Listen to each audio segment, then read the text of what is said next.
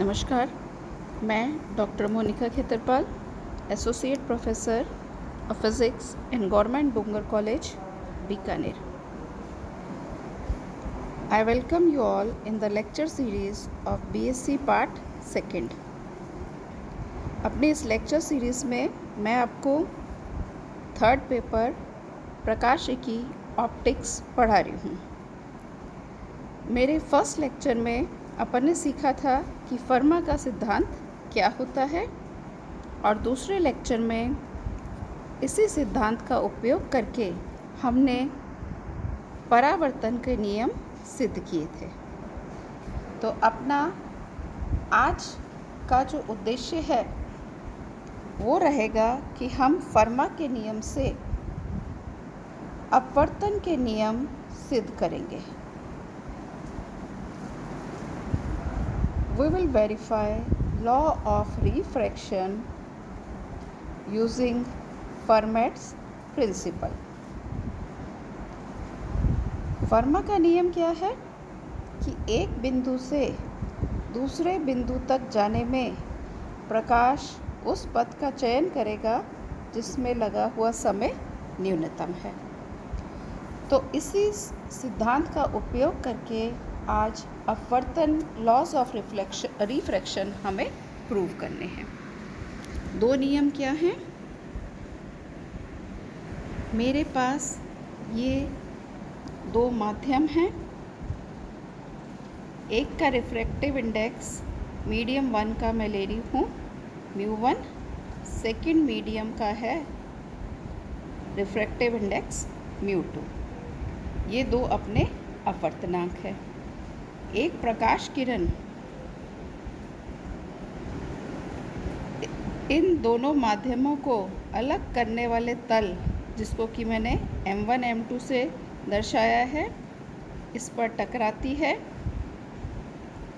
ये हम अभिलंब खींच रहे हैं.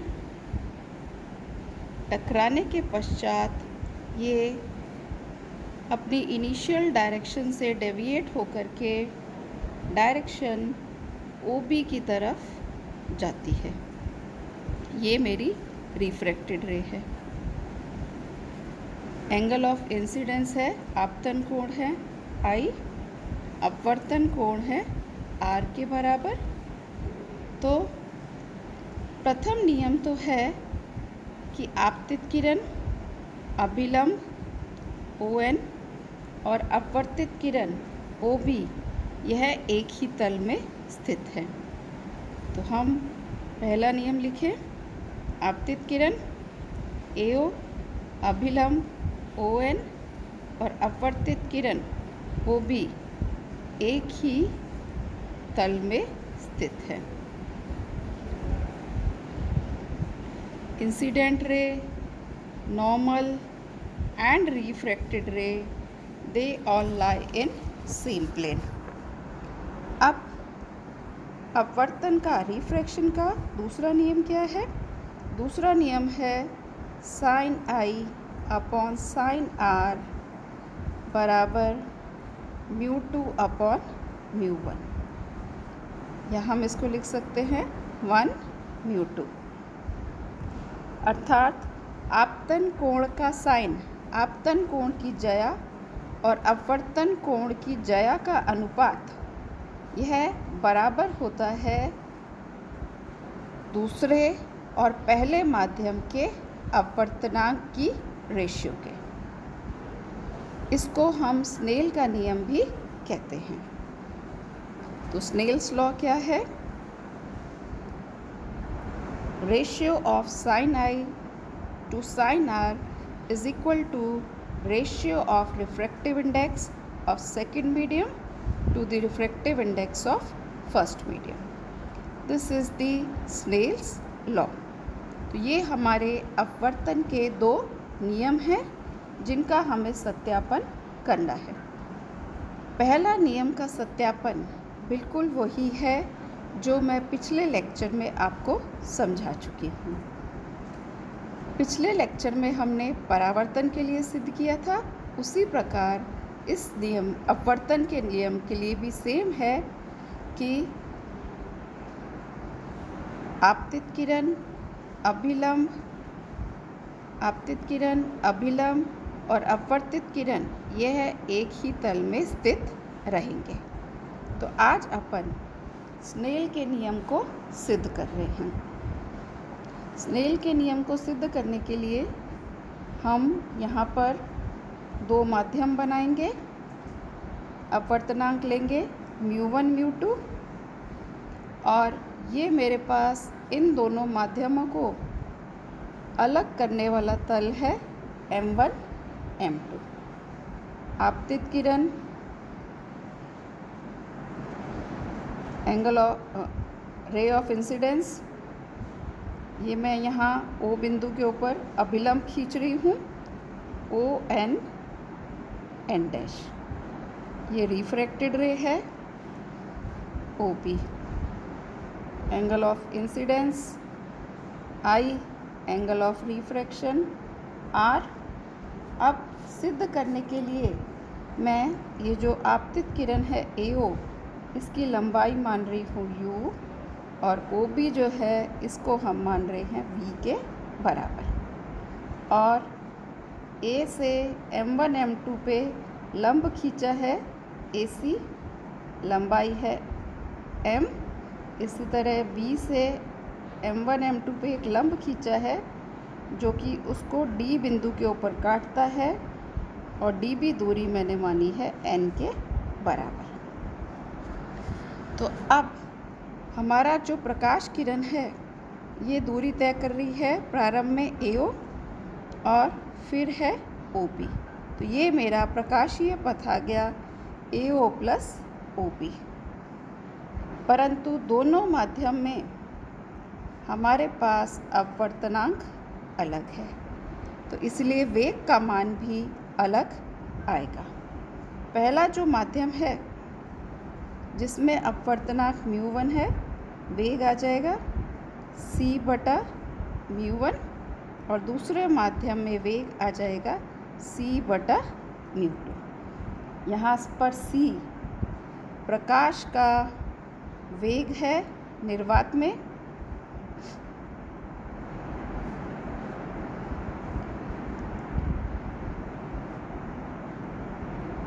Velocity of light in vacuum. तो हम अब कुल समय का मान लिखें A से B तक का।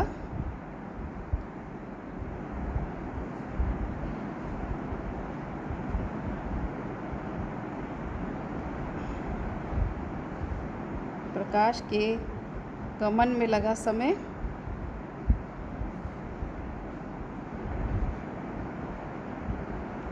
Total time of travel of light from A to B। वेग बराबर दूरी बटा समय, तो समय आ जाएगा दूरी बटा वेग। पहले माध्यम के लिए दूरी है AO और वेग है V1, दूसरे माध्यम के लिए दूरी है OB और वेग है V2। तो समय आ गया AO बटा V1 प्लस OB बटा V2। V1 और V2 के मान मैंने अभी लिखे हैं, वो मान मैं रख दूँ। V1 की जगह c/μ1, इसी तरह V2 की जगह c/μ2। AO का मान है U के बराबर, तो U μ1 ऊपर आ जाएगा। OB का मान चित्र से अपन देखें, OB का मान है, ये मान मैंने V के बराबर माना हुआ है चित्र में, तो V μ2 ऊपर आ जाएगा बटा C। अब हमें U और V के मान चित्र से निकालने हैं। चित्र देखें अपन। इस चित्र में त्रिभुज काम में लूँ AOC, ये वाला त्रिभुज, ये एंगल I के बराबर है, तो हमारा ये कोण भी I होगा। इसी तरह यहाँ पर ये एंगल R है, तो अपना ये वाला एंगल भी R के बराबर आ जाएगा। तो इस ट्रायंगल में cos I का मान कितना है मेरे पास, कॉस आई बराबर ए सी आधार बटा कर्ण की लंबाई ए सी बटा ए ओ, और ए सी किसके बराबर है, एम। तो कॉस आई को मैं क्या लिखूं, कॉस आई बराबर दूरी ए सी जो कि है एम बटा ए ओ जो कि है यू। तो इसको मैं लिख सकती हूँ यू बराबर एम सेक आई। इसी प्रकार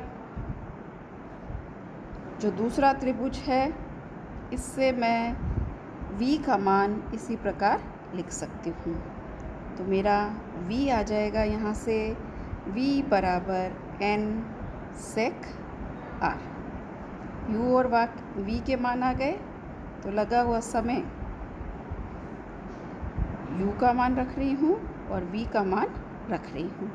तो समय का मान आ गया t बराबर 1/c μ1 m sec i plus μ2 n sec r। पर फर्मा का नियम क्या कहता है कि लगा हुआ समय न्यूनतम होना चाहिए। न्यूनतम समय के अनुसार पहला जो डिफरेंशियल है वो ज़ीरो आएगा। तो यहाँ से इसको मैं डिफरेंशियल कर दूँ, सेक का डिफरेंशियल होता है सेक आई टेन आई, ये आ जाएगा 1/c μ1 m sec I tan I D I plus μ2 n sec r tan r D R, ये बराबर 0।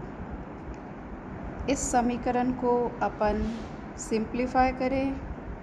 μ1 m sec I tan I D I बराबर minus μ2 n sec r tan r। तो हमारा एक समीकरण i और r के बीच में संबंध के रूप में ये आ गया। अब अपना अपन चित्र देखें। चित्र में ये जो O बिंदु है इसकी कोई भी स्थिति हो, हमारी दूरी CO प्लस OD यह दूरी हमेशा निश्चित रहेगी। तो इस कंडीशन से मेरे पास CO प्लस OD यह एक नियतांक के बराबर होगा। अब मैं मेरे फिगर से CO और OD का मान निकालूंगी। CO का मान निकालने के लिए टेन आई का मान लिखूं। इस त्रिभुज में टेन आई कितना आ जाएगा, टेन आई बराबर आएगा CO बटा AC। तो हम टेन आई का मान लिख लें। उसी प्रकार टेन आई बराबर CO बटा AC। तो CO कितना आ गया यहाँ से, CO बराबर AC टेन आई। मान रख दें, CO बराबर क्या आ जाएगा, M टेन आई। इसी प्रकार OD का मान दूसरी साइड से N टेन R। अब क्योंकि CO प्लस OD अभी अपन ने लिखा है नियत, तो M ten I plus N ten R बराबर नियत। इसको डिफरेंशिएट कर दूं, अवकलन कर दें। टेन का sec square plus n sec square r D R बराबर 0। सिंप्लीफाई कर लूँ, m sec square I D I बराबर minus n sec square r D R. ये मेरा दूसरा समीकरण आ गया। अब हमने एक समीकरण ये निकाला था, पहले और दूसरे समीकरण को मैं डिवाइड कर रही हूँ। तो इक्वेशन 1 और 2 को डिवाइड कर दें। फर्स्ट इक्वेशन की साइड में देखें, ये है μ1m sec I tan I di divided by m sec square I di। तो ये आ जाएगा μ1 tan I upon sec I। इसी तरह दूसरी साइड में μ2 tan R upon sec R। tan और sec को cos और sin की टर्म्स में चेंज कर लें तो ये आ जाएगा μ1 sin I बराबर μ2 sin R। यहाँ से sin I upon sin R कितना आ गया, μ2 अपॉन μ1, 1 μ2 बराबर नियतांक। तो ये अपना स्नेल्स लॉ हमने सिद्ध कर दिया। तो अपवर्तन के दो नियम लॉज ऑफ रिफ्रैक्शन जो हैं वो हम फर्मा का नियम द्वारा सिद्ध कर सकते हैं। पहला नियम तो है आपतित किरण, अभिलंब और अपवर्तित किरण एक ही तल में हैं। Incident ray, refracted ray and normal are in same plane. और दूसरा नियम है sin I upon sin R equal to μ2 upon μ1। ये इसको हम दूसरे नियम को स्नेल का नियम भी कहते हैं, जो कि आज अपन ने सिद्ध किया है। तो ये हमारे महत्वपूर्ण फर्मा के नियम से उपयोगी नियम आज अपन ने सिद्ध किया है। अब अपने अगले लेक्चर में हम गोलीय पृष्ठ पर अपवर्तन की जो प्रक्रिया है वो अपन देखेंगे और बिंब और प्रतिबिंब संबंध हम निकालेंगे। In our next lecture, we will find the refraction from a spherical surface and obtain the relation between object distance and image distance. तो दो important laws of refraction और law of refraction को हम फर्मा के नियम से सिद्ध कर सकते हैं। Thank you students for watching.